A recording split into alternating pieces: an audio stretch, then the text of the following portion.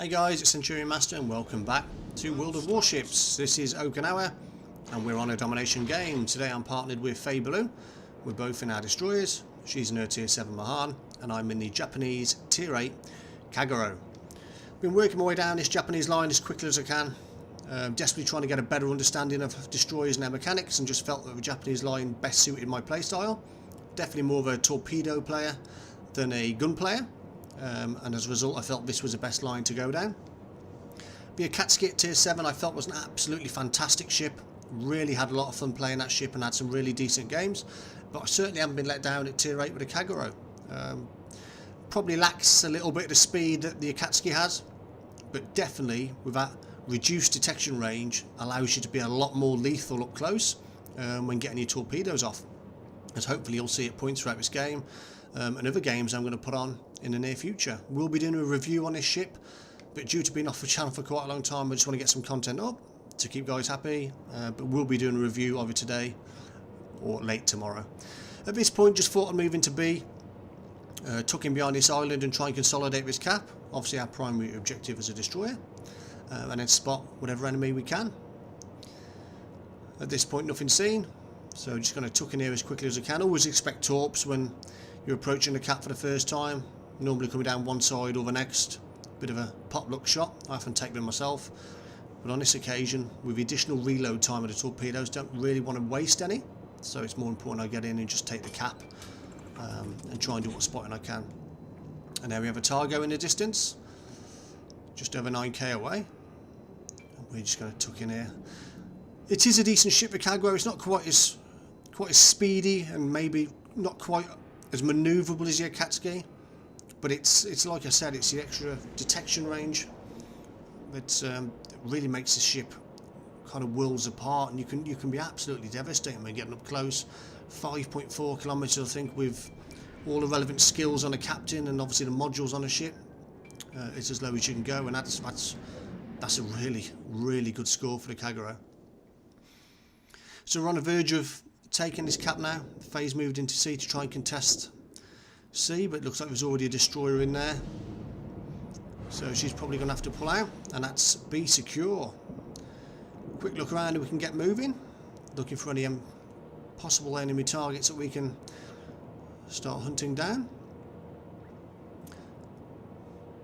As I said, it's probably more of a torpedo boat, certainly 60 to 70% I think of most destroyers down in Japanese line are 70% favoured towards torpedo play rather than gun play. The guns aren't bad by any stretch. I think the range on these is around about 9.4k, which is a little bit less than the Akatsuki. So always consider, obviously when deciding to use your guns, that you are going to breach that detection more than likely unless you're in smoke, and definitely require some decent mutual support if you are going to go into a gun battle. But here we try and line up on this French battleship, but it looks like at this point I'm just not going to get the angle. It is a bit of pot luck sometimes, trying to get the right position at the right time to get your torpedoes off, and now we've been located.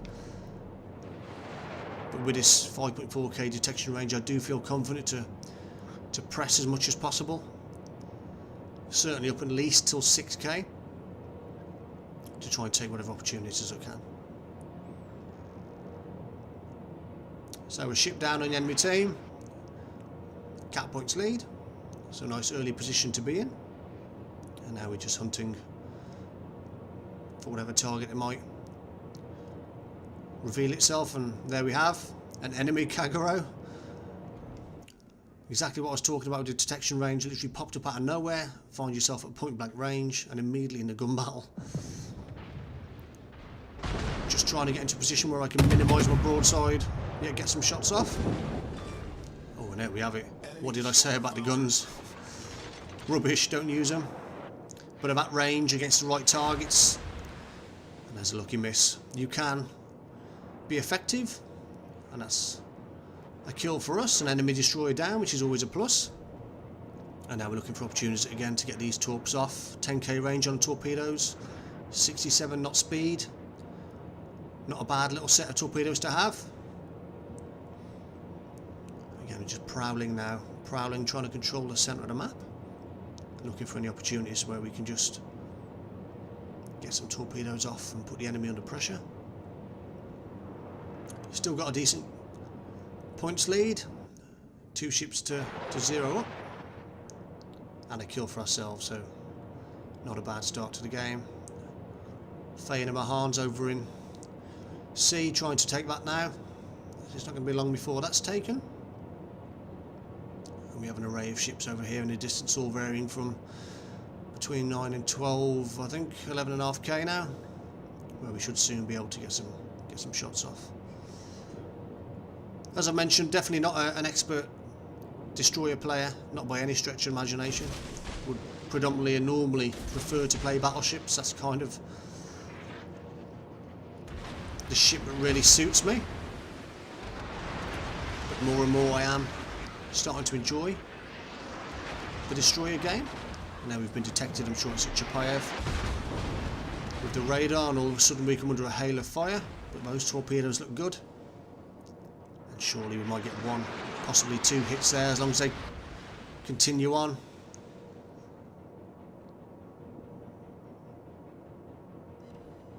Yes, we have. There's 2 hits, straight up to just over 29,000 damage. Bismarck still flooding, still racking up the damage. Decide I'm going to smoke up at this point and then try and get some rounds down on that Bismarck. We're still racking up the damage, so he hasn't put out his flooding yet. Maybe he's already used his repair kit. So at this point, just try and get the rounds down on him as quickly as possible. No time to mess around. Not a ship like the Bismarck, just want to get rid of it. Looks like that's going to be taken out, and it is. Falls foul to the flooding of our torpedoes.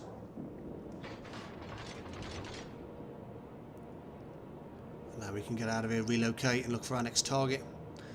Faye's moved into B to join me. We're in a decent position now. 48,500 damage with just the 2 torpedo hits and 5 overpens of HE. We've got 2 battleships just on the other side of this little island formation, which needs our attention. Does move well at Kagero. Gets to top speed pretty quickly. As you can see, there was no messing around there from a dead start. We're now in a position where we can get some torpedoes off, but we have a very small window and a very restricted space to try and get these torps through, but we're going to fire that second salvo off away from the predicted path. Always guarantee at this level that battleships will try and read the situation. They certainly should be. Obviously just in speed and just in course where possible. And then we get some shots off. Could argue maybe I didn't need to do that.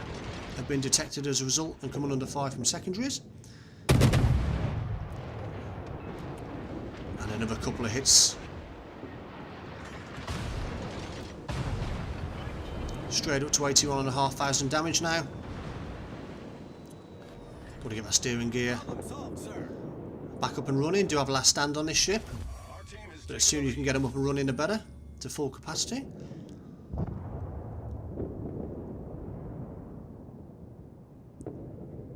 Now this battleship's in a world of trouble here. Completely outnumbered.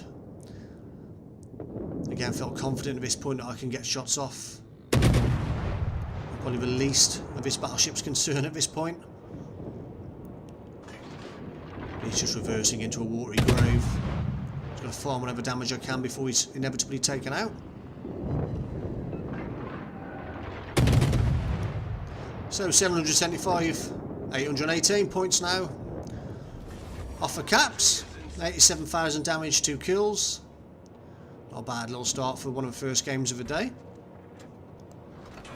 Now we slap on our speed boost. Several options you've got now. Kagero, I mean, I have smoke on this ship at the moment and would ordinarily use smoke, but have recently changed to the torpedo booster. Gives you a bit of a bonus in close when there's plenty of battleships knocking around to just get those second set of torpedoes loaded quickly. I think it's within the 10 seconds. Allows you to rack up some big damage if you're in the right situations. But again, it's down to style of play. Some people prefer smoke. I do like a little bit of smoke, to be honest. Over the last couple of games, I have played with the torpedo boosters on. I've had some pretty decent returns. So again, if you're going to be brave, if you want to get in close and you need those torps, and obviously use that. A bit more of a sniper stroke zonal player, but I suppose you're going to want the smoke. So we get some more torps off. Shimikaze's got his away as well. To be honest, we're seconds away from winning this game.